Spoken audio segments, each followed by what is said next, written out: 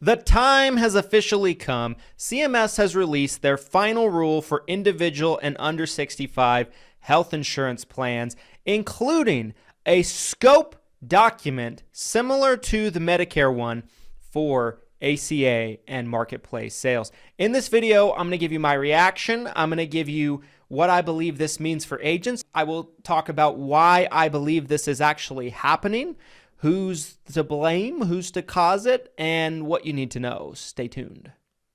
This video is brought to you by none other than Hire Heroes, you guys. Hire Heroes is your one-stop shop when it comes to virtual staffing and making sure that you have qualified talent with your business. One thing that I love about Hire Heroes, you guys, is they've actually gone through the process already of vetting and making sure that your staff member is well trained to best fit your needs. Whether you need help with social media work, posting things on your accounts, responding to people that send messages to your social media accounts, whether you need help with data entry or a multitude of other things that they're qualified to do, Hire Heroes has got you covered.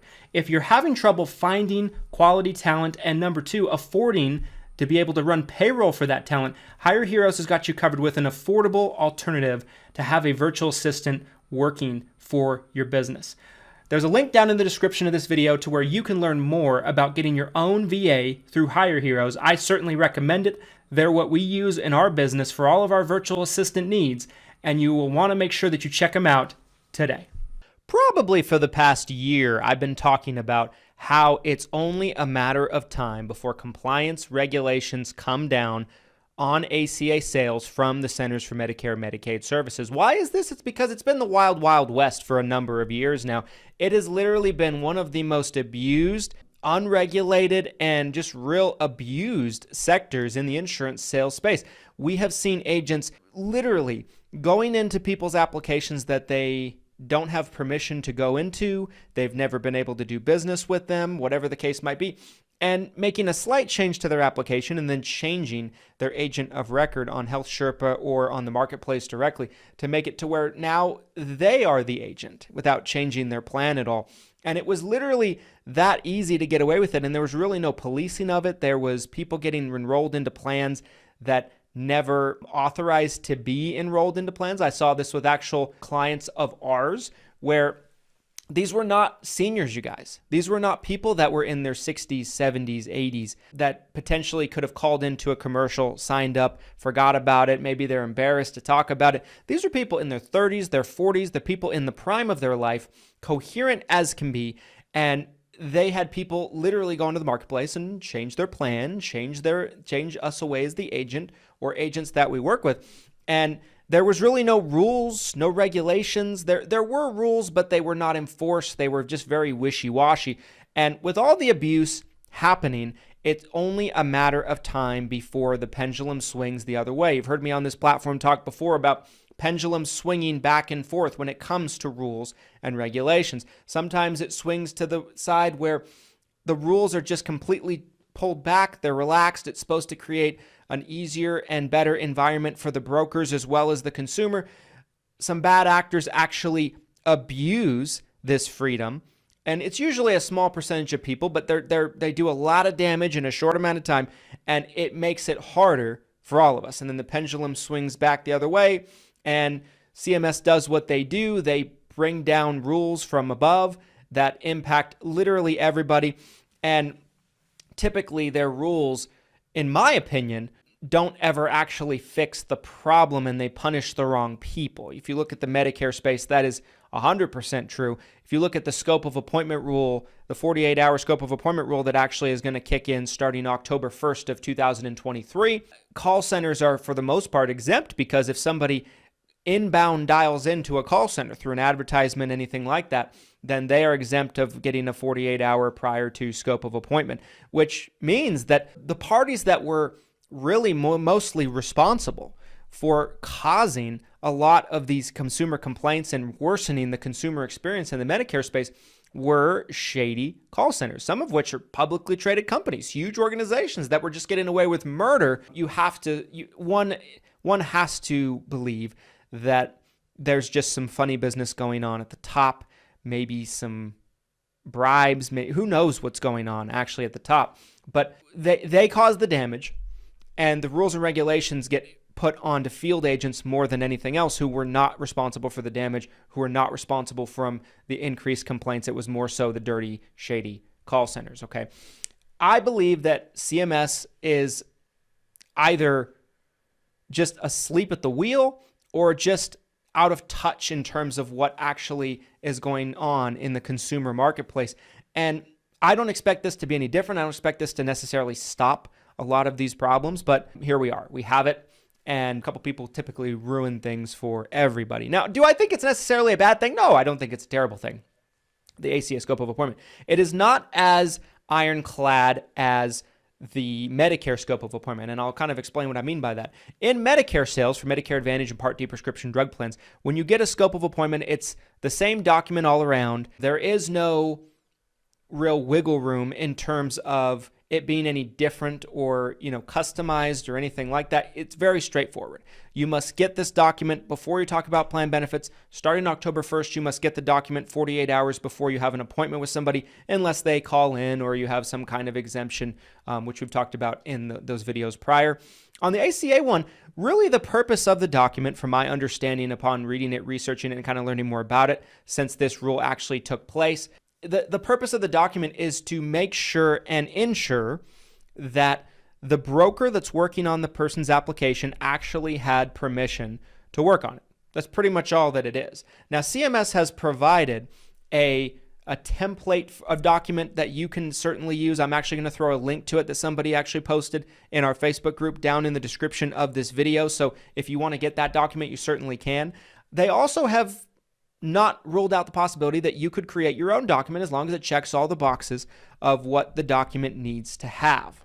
Okay, so you could create your own, and more or less you just have to store it for 10 years, just like the Medicare scope of appointment. But you don't need to get it before you talk about plans. You don't need to get it before, 48 hours beforehand. You just need to get it with every application. So that's the good news. It's not going to be as difficult, and there's a multitude of different ways you can do it, as long as it includes all of the bullet points that they want it to include. So I'm actually going to look at this document real quickly here.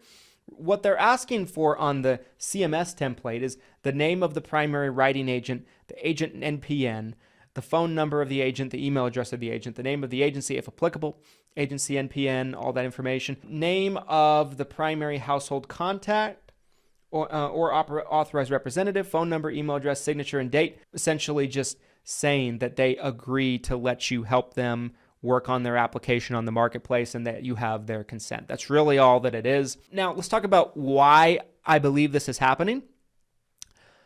I believe that we're seeing a couple of different parties that are doing just shady things. I think you're seeing a lot of groups out there that are doing no-call ACA stuff, people selling courses, things like that.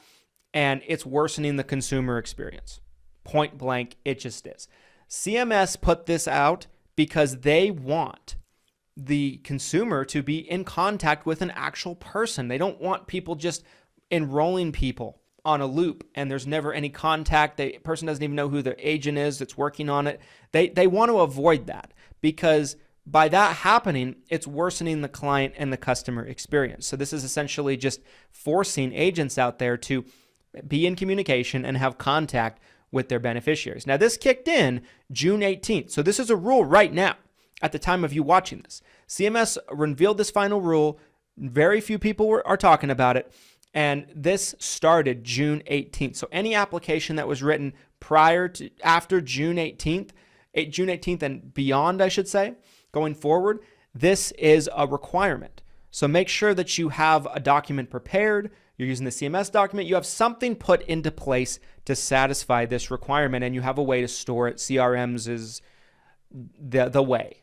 As they say in The Mandalorian, this is the way. CRMs are the way to store documentation like that. I also believe that what we're seeing is you have people that are running ads online. They're sending people's information off to people overseas, people in the Philippines, things like that, and they're just going into Health Sherpa accounts and marketplace accounts and entering in applications and just enrolling people, and the agents just sitting stateside. The CMS wants to eradicate those kind of things, and they believe that this is actually be the way to do it. We'll actually see. We're seeing a lot of these groups that are advocating for, no-call brokers. They want you to buy a course for thousands of dollars. They want to talk a lot of shit on Facebook, that kind of thing. Talk about how people don't have businesses and that kind of thing, which maybe that's true for some. Certainly not true for myself and several others in the business. Give me a break. But there seems to be no alterations to their strategy. So I believe that what we're going to see is hopefully some people get smacked down and made an example of for not adjusting their process to make sure that they're following this rule. In my opinion, I think it's probably good overall. I think if you're doing business the right way, if you are having good communication with your clients, you're doing a phone appointment with them, you're very clear with them about kind of what they qualify for, what they don't qualify for, you're checking their prescriptions, you're checking their doctors, you're getting all their information, you're putting in their subsidies honestly, you're not, exaggerating their subsidies to get them a $0 plan or anything like that. This shouldn't have much of an impact on you. If anything, it'll probably increase your client retention on the ACA side. It's just an extra step. That's it. But it's not nearly as difficult as the Medicare scope is going to be and is. It's not nearly as ironclad. It's more flexible. You just have to make sure that the person is agreeing and acknowledging to just a little bit of information about you working on their application for them and that you have consent. That's really all that it entails. And so I don't think it's the end of the world. I don't think it's a big deal. Is it going to be as easy to write 400, 500, 600 ACA applications like that? No, it will not. But it'll probably be easier to write 150, 200 or so and have a higher retention rate. Instead of having a 50, 60, 70% retention rate, maybe you can have an 80, 90% retention rate potentially. I think that's probably where it's going. It's going to become more and more like Medicare Advantage as we go. That is just a fact. So as of right now, the ACA scope is pretty loosey-goosey. You can make your own. I think eventually it will become more and more like the Medicare scope as time goes on.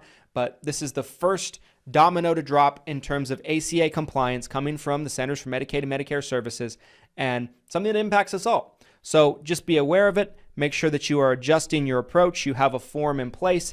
If you really need some information on this and you need the form, like I mentioned, I'm dropping a link to it down in the description of this video so you can see the CMS form. However, we'll probably be making our own. Anyway, guys, if you enjoyed this video and this is information you needed to hear, help more agents by smashing the like button for the YouTube algorithm. That's going to help more agents like you who need to hear this information. And make sure to comment your thoughts down below. Is this good for the industry? Is this bad for the industry? Are you happy about it? Are you not happy about it? I'd love to have a dialogue with you. Make sure to subscribe for future videos. We're climbing with you to the top. And here's to your success and your abundance. Thanks so much for watching, guys. As always, we'll see you next time. Thanks, guys.